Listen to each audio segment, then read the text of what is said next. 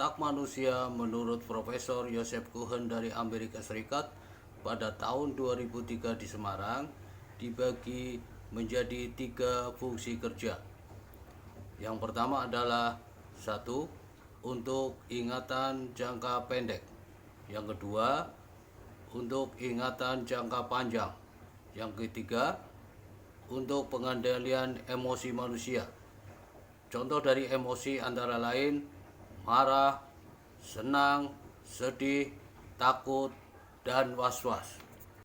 Pola kerja dari otak manusia dijelaskan sebagai berikut.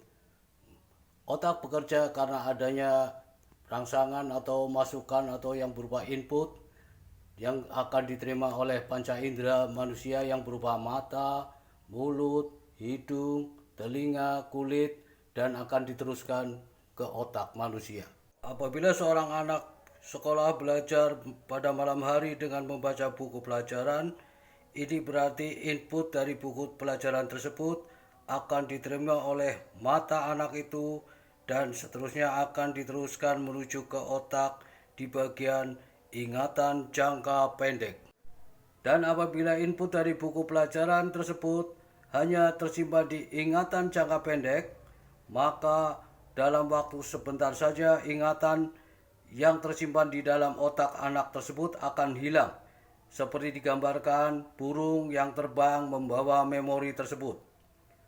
Akibatnya apabila yang dipelajari tadi malam untuk menjawab soal-soal tes besok pagi harinya, tentu si anak tidak akan bisa menjawabnya, sebab memori yang ada di otaknya sudah hilang.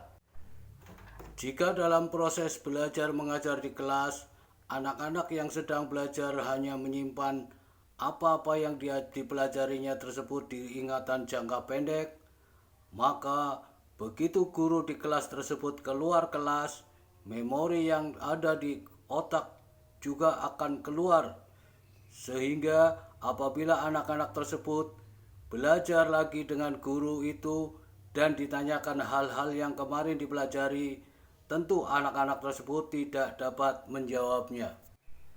Agar daya ingat pada otak manusia meningkat, maka memori-memori yang ada di ingatan jangka pendek harus segera dipindahkan atau ditransfer ke ingatan jangka panjang. Dan apabila ingatan atau memori sudah terekam di ingatan jangka panjang, tentu apabila anak-anak ditanyakan oleh gurunya tentang hal-hal yang sudah dipelajari di hari yang lalu, maka anak-anak akan dapat menjawabnya, walaupun anak-anak tersebut tidak belajar.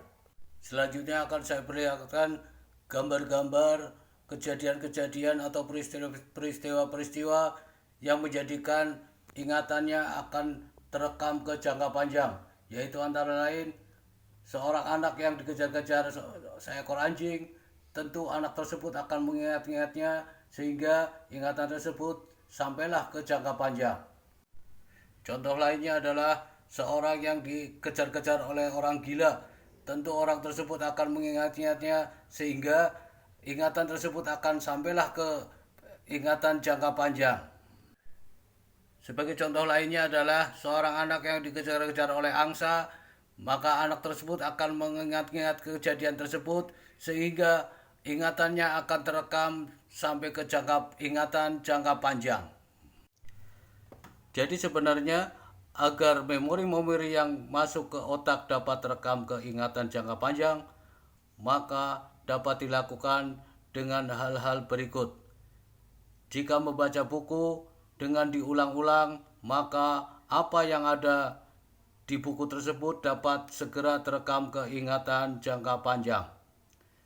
Untuk seorang pelajar atau anak sekolah, maka dapat dilakukan dengan cara menuliskan rumus-rumus pelajaran atau hal-hal yang penting lainnya di dinding kamar, tentu saja karena sering dilihat akan mudah terekam ke ingatan jangka panjang.